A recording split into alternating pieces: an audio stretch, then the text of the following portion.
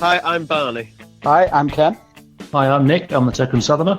I'm Mono, and I think your third choice keeper should be on the bench. I'm Luke, and I think he's talking rubbish. And I'm Font, and I thought the argument would make a good podcast. This is Third Choice Keeper on the Bench. It's a theory, an idea that I've got of streamlining the whole structure of the Football League. Is it rock, paper, scissors? Because it should be. Well, it could be soon. Behind closed doors. Rock, paper, scissors behind closed doors? Yeah.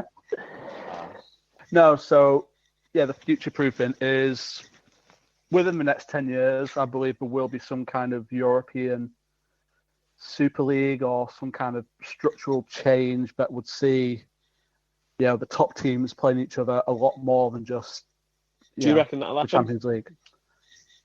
Potentially within the next 10 years, yeah. I don't. But my idea would be to make the Premier League 16 teams, the Championship 20 teams, make a League One of 24 teams, and then after that split up into like a North and South.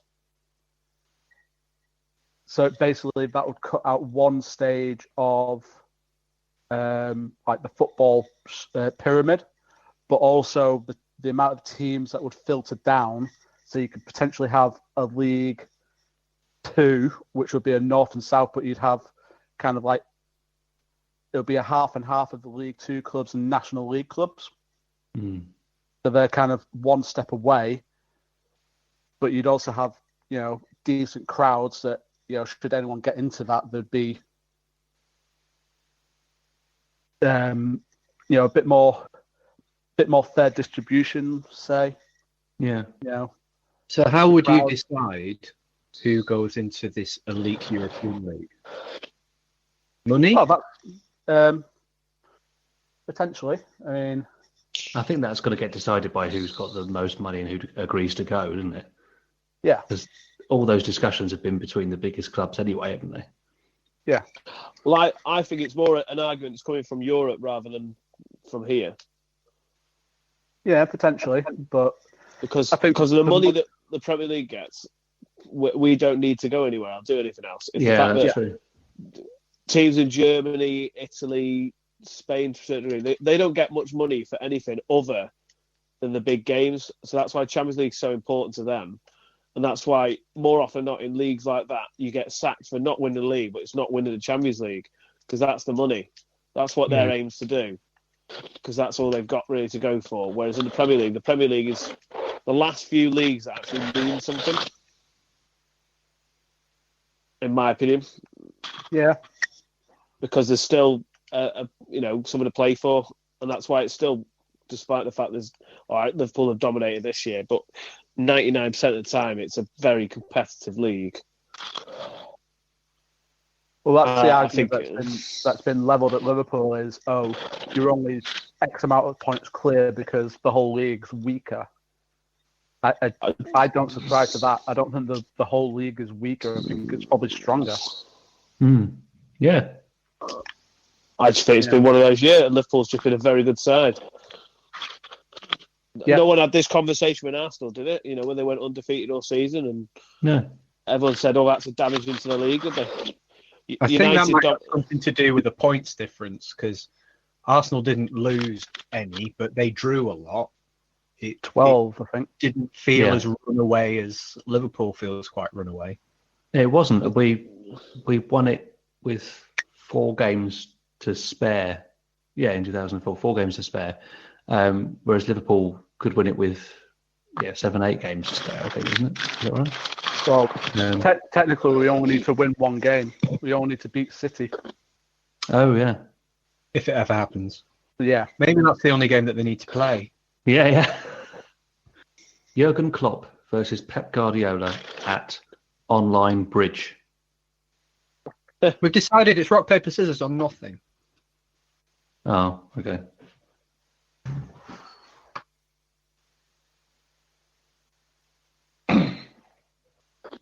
I think the difference this time as well is that I won't say the league as a whole is a lot weaker, but the the teams towards the top have all had issues.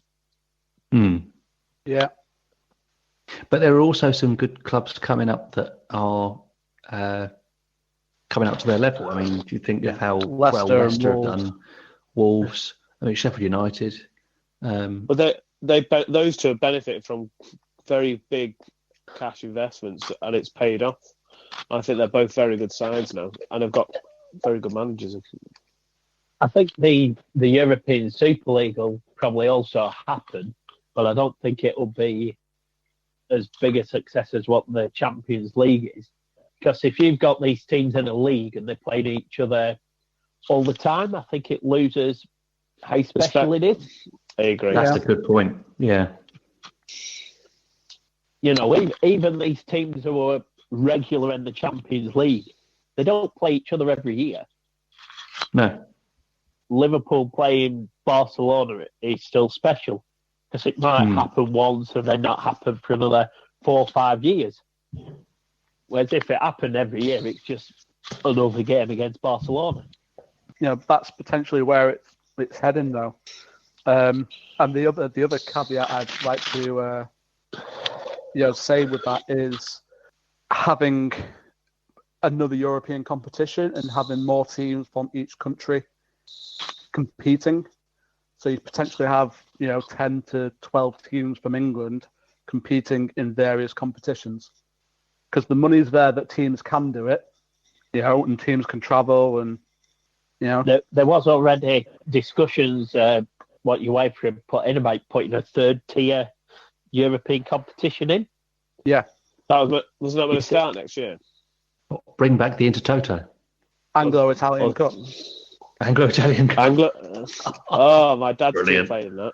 If you were to have a European Super League, I think it would have to be run at the same time as the domestic leagues. It'll be a Premier League of 16 teams, so that'll be a 30-game season. But then, so you're effectively freeing up 8 games, which then you could have a European season of, about 20 games. So there'll be 50, and then you'd have a cup competition. So you'd only be going up to your maximum of 60 anyway. Yeah. But it would just be that more European kind of. I just think that in the next 10 years there will be some kind of restructure with Europe, and I'm just thinking how that would impact on England. And because, as you say, the Premier League makes enough money, and then if that would filter down and you do a 20-team championship, so you'd have about 36 teams, you'd lose about 8 off from the top 2 divisions, so therefore increasing the quality, and then, theoretically increasing the quality. I don't think you get buy-in from the other clubs in either the Premier League or the Championship to do that. If you had the European Super League as a separate league altogether, and then you either win your league and get invited into the Super League, or the European Super League becomes a closed shop. Yeah, that's the other thing. Is that how do you have it as a standalone league, or will there be kind of promotion relegation into it, or? Well, I assume that's the talking that for the talk I've seen is because it's mainly people from other countries talking about it. They'd want it as a standalone thing because that's where the money is. They want the big 10, 20 teams from Europe to be in it week in, week out. There's only a handful of English clubs that they'd be willing to have. Yeah. I mean, if you take the big 4 out of it, I wouldn't think that Leicester would be a team that they'd be happy to be in there, even though Leicester are up. Yeah. Yeah, because they need it to be a global image, so they'll want the big teams in it, whether they're only going to. And it's what sells well. Man United, no matter how bad they are, have got to be guaranteed to be in there because they're so big in Asia, and that's where we really want to push football. I was thinking the same about Arsenal actually, because we're shit at the moment, but the fact that we've got actually as well quite a big Asian following would be something that let's bring them in as well. Got to have someone finish bottom. That's true. Someone does have to finish bottom. And if they finish bottom for 3 years, then do they become a little bit of a joke? So they're the worst team in the elite league in the world, and all they do every year is they just finish bottom and finish bottom and finish bottom. Will you have to have your third? Adding a secondary tier in there. Would you have to have your third choice sort of team in there? Just to be ready for a case of when you got. Yeah. Arsenal are a third choice goalkeeper of a team. At the moment, they are anyway. They didn't used to be. They used to be, your first choice keeper or your second choice keeper that's too good and has to go out on loan from someone else. I've been having some thoughts of how to restructure football as well. Careful. I've got a nice little black book here. It's how to make football more. I'm not saying that Liverpool don't deserve their success, but I feel like it being such a runaway league has kind of made it a little bit boring. Not saying that everyone else isn't as good. It's just made it a little bit dull. They're just not as great as other people. What I'm saying is the drama's gone and it's gone so soon. I was trying to think of a way that you can make football more competitive, and I've introduced a handicap system which I think will revolutionise the beautiful game. If you finish top one season, I think you should go into the following season with a 19-point deduction. And that'll remain the same as you go down the league. So if you finish second, you have an 18-point deduction. If you finish third, you have a 17-point deduction. You're laughing, but it works in motorsport. I think it completely revolutionises the game and it makes it more competitive from the off. If you think about it, under there's two slight variations, and that depends on promotion. So I have that whoever won the playoff to get into the Premier League is the only team that starts the season with no points. Everyone else will start with a minus. And I think that'll make for an overall fairer league. And you can't guarantee that teams can constantly run away with it. That's that makes a lot of sense. I think it's a winner. And it does change the Premier League table that we've got at the moment in a way that I think I can get everyone on board with this. Does that not open up the possibility, though, is that if you get to a point in the season you suddenly think, oh, we're not going to win the league this season, how about we just not try for the last 10 games of the season? I would say it is so tight in points that you don't want to run the risk of getting relegated.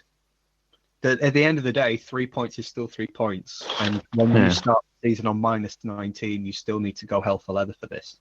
Yeah. So under my scheme, Liverpool would still be top of the league. They finished second last year, which means a minus 18-point deduction, which means that they are top on 64 points. Leicester, second on 42 points. So there's still a considerable gap, but it is not as much as it is currently. You've actually done your homework on this, haven't you? I have. I've written it all down. And in order to get Luke on side, Burnley are the team that benefits the most out of my system because there is a massive 5-place difference. It sees them fifth in the Premier League with 34 points. I think your issue with that is that for start off, you're saying that the teams who are going to come up are in theory going to be weaker than the sides already at the bottom. Yep. Which I think is quite a big assumption. Well, if we look at Sheffield United, where are they in the league currently? Are they 7th? I've done my homework so well that I don't even know the current Premier League table. I have them 3rd under the new restructure. But if we look at who else got up, Aston Villa came up, Norwich came up. Norwich are now 3rd from bottom, Villa are 5th from bottom. So you can still see that saying that the teams are weaker, there is an element of truth in this because this is where they fall under the new system as well, even though they've been given such a huge advantage, especially with Aston Villa starting with no points. The Champions League places are Liverpool, Leicester, Sheffield United and Man City. So it's not that much different to where we are under the old system, but I would say it makes it a hell of a lot more competitive as the points margin is less. I think your system could possibly be well argued in terms of looking at the top of the division, But the Premier League is more than just what happens at the top; it's also what happens at the bottom. And I think your handicapping system corrupts what's at the bottom by far too big a margin. The bottom of my table is West Ham. West Ham, Watford, and Norwich are going. Oh, in that case, it's fine. And Burnley feel, they're quite comfortably fifth as well. It's by 3 points, but there's only Manchester United 6 with 31 points. We're quite comfortably fifth at the moment until next season when you want to have us on minus. What was it?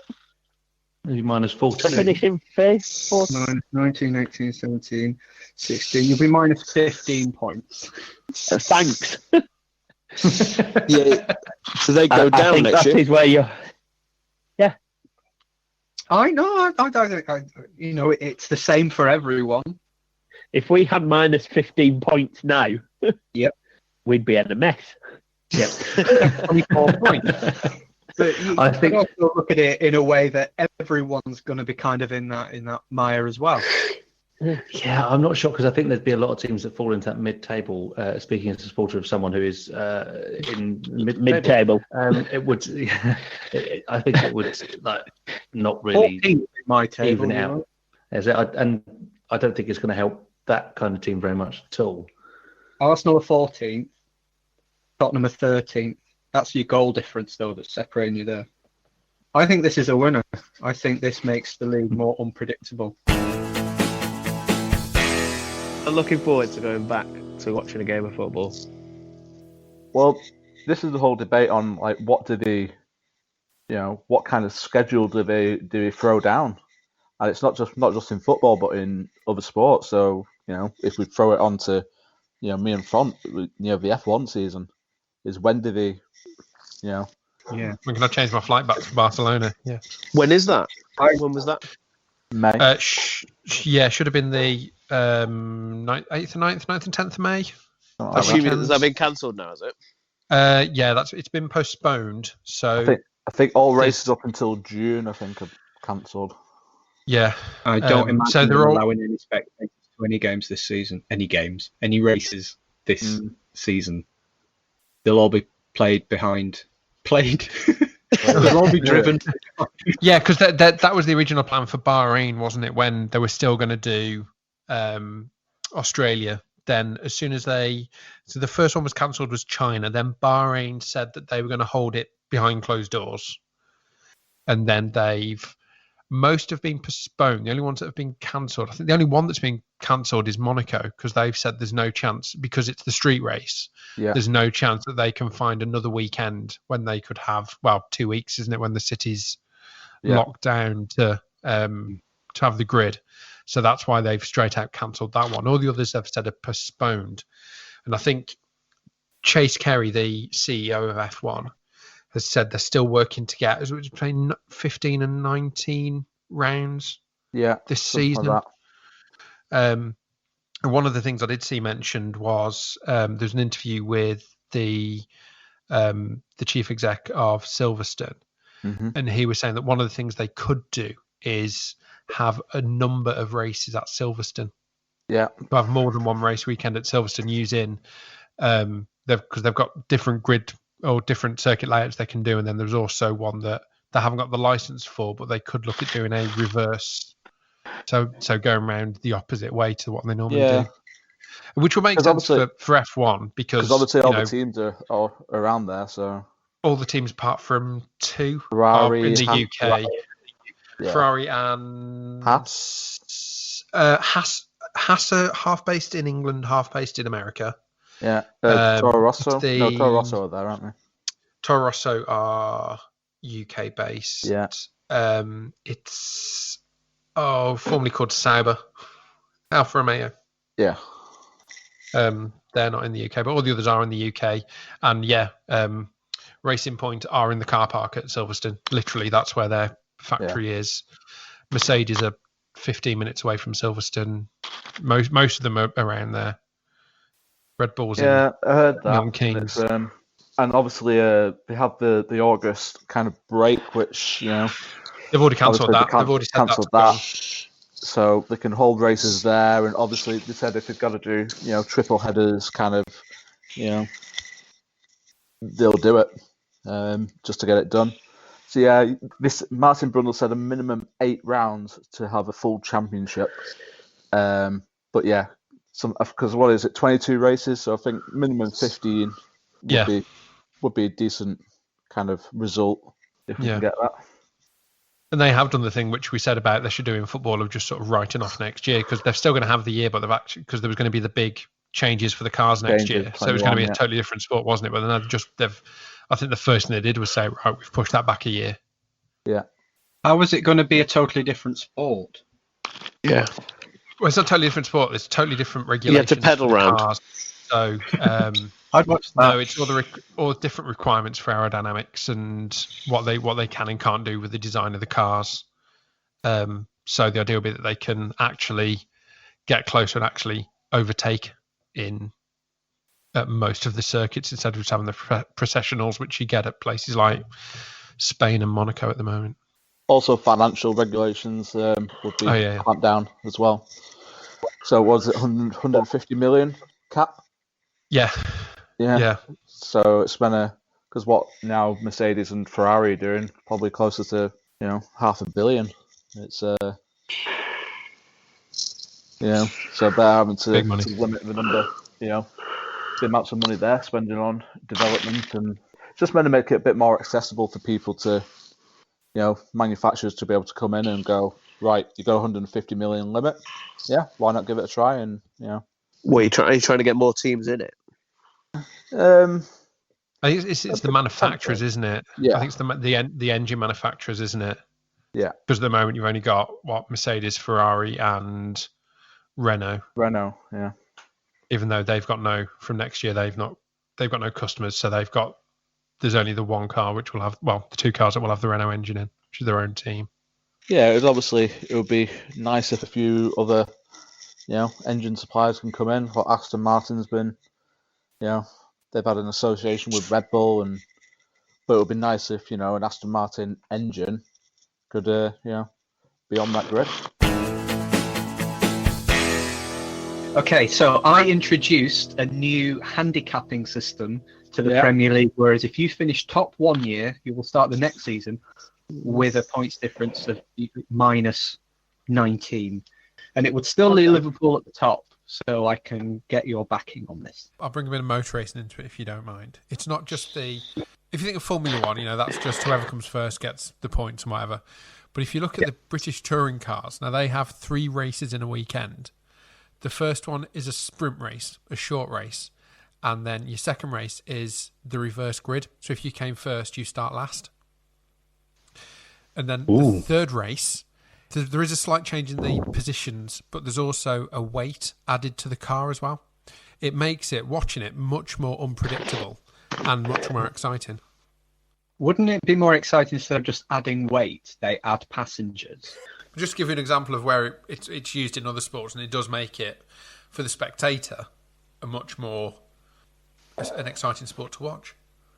Golf do handicap, don't they? Not at a professional level. But it does exist in the sport somewhere, so just for playing. Yeah. I think with golf, the only way to make it more exciting for golf is to give a time limit on each hole. So as soon as you hit it, you have to run after the ball. Bloody hell, I'm trying to relax, not call a job. You've got 3 minutes to complete the hole from the time it takes for the ball to leave the club. I have seen videos of professionals trying to do the quickest hole, and they'll do I think they do a par 4. I think Ian Poulter and 2 other guys hold the record, because they basically, one hits the tee shot, one meets it in the fairway, one hits it onto the green, and one puts it in. Oh, brilliant! 2 people doing it. That's and it doesn't touch the ground on the way along. That'd be brilliant. Oh no, it doesn't touch the ground. Unbelievable. But no, it has to stop before you play the next shot. All right. But you don't have to make that shot. You said there's 2 people doing this. No, yes, 3 people do it. 3? 1 tee shot, 2 fairway shot. Your third best putter. Well, no, you'd probably pick your best putter to put it in, wouldn't you, I suppose? But If he misses, the guy who hit the tee shot's got to take the fourth shot. So as soon as he hits it, he's just running. He's got. Straight to the tee. I think Just he gets on a buggy, and they bomb it down to try and make sure he doesn't have to make a fourth shot. Right, I don't agree with this because he's using a buggy now. You want to hit the ball and run after it. You don't want to have two mates. Oh, I'm sure there's someone else done that. I'm just saying I've not physically watched that happen, but I'm sure someone's done it. So is that a yay or an A for the handicap system? I quite like the handicap system. Yeah. Even though Arsenal do not do well out of it, I think that's, I think if you had a league which didn't have relegation, I'd possibly buy into the handicap system a little bit more. This isn't just for the Premier League. This is for everywhere in football. Oh, so you do it every league? If it's more fair, the money will be split more evenly. Getting relegated will not be as much of a disaster. Well, it really isn't. No, that's wrong. In theory. Yeah, in theory, if you get relegated from the Premier League, it's an absolute win-win. If you get relegated from the league, you start. If you finish bottom of the Premier League, you start with 0 points. That makes sense? What? On No, the next surely you should have the biggest handicap. No, you start minus 19. Yeah, you start this whole free-falling thing. That's what you do. Oh, well, that's not fair. If you finish bottom of the Premier League, you go into the division below and you start with minus 19. No, minus 23. Minus 23. Yeah, there you go. But now Liverpool showed that with a minus 18, you can still rob the league. So I think it makes it fairer. Well, in that system, we would have won the league last season because we finished fourth the year before and we lost out by a point. Well, there you go. So Ken is all for this because we're all champions. They've been champions back-to-back twice. Would they have been, though? Yes. Yeah, because Ken just had taken into account. 2 years ago, we finished fourth. Yeah. Yeah, so we would have started on minus. You then won the league last year. Yeah. This doesn't apply to non-league football, by the way, because that's messy enough as it is without adding this in. Oh no, hang on. If it's, you see, Barney, Bono's another one of these who doesn't care. He doesn't care. Oh no, I do care. One rule for some, another rule for everyone else. Okay, fine. If you want to be hugely handicapped for having a decent non-league game. I don't. There you go. So after those points of clarification, then I'll ask again. It's a yes from me. It's a no from me. It's a yes from me. I don't have to say yes. It's 100% no from me. Right. It's going to be a no from me. So Ken's idea, his idea of a restructure to introduce a European Super League and the split of League Two, was it, to North and South? Yeah. How do we all feel about that? I'm all for the split North and South at League Two. I think that's a really good idea to split that as well. So I'm all for it. Financial stuff. Financially, yeah. You have the League One where it's more competitive because you've got you've got a hell of a lot of teams now in the National League and League Two that would be very, very similar. If we're all put together, we're all professional in the National League. Yeah, because you can split then North from League Two downwards rather than from National League. Well, from National League North downwards. So you're moving it up two leagues. So everyone then goes up 2 leagues. It's only League Two and National League. So you don't. Are you just mixing those two together? Yes, you move one step closer. Well, yeah, okay. But it works. I'm for that. And I'm for that as well. Yeah. Full house. Yeah. So that's. I'm against it. Oh, what? But we have a majority, though. At least we can pass this through. Why are you against it, Luke? Why? Because I think if there has to be a European Super League. Oh no, I'm not for that. I'm not for the Super League. Just for the extra geographical swap. Yeah, the North and South for League Two. That's the bit that sticks in my throat a bit. The European Super League. But if that's what would prompt the geographical thing, then I quite like that. Oh no, and then I'd sort the geographical and say no. Should we keep them as 2 separate things? If it's 2 separate things, yes and no. If it's both, we know. We don't want a European Super League, but we quite like League Two being split regionally. I would have to say on that, I would have to look back to see why. I think it was Division 3 used to be split north and south, and I'd want to look back why that was then merged into a national league rather than Division 3 north and south. You just don't like change, do you, Luke? Damn right, I do not like change. Well, let's change it, for goodness. Luke, how would you make football better?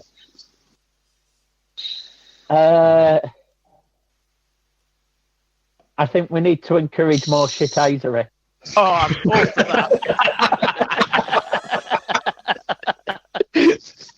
Who would be in your shithouse 11, Luke? Oh, that's a great question. Oh, Just about the first. Let's end this episode there then. We'll come back next time with our Shithouse 11s. Well, that brings us to the end of this latest episode, and if you've been affected by anything you've heard, send us an email, thirdchoicekeeperpodcast@gmail.com.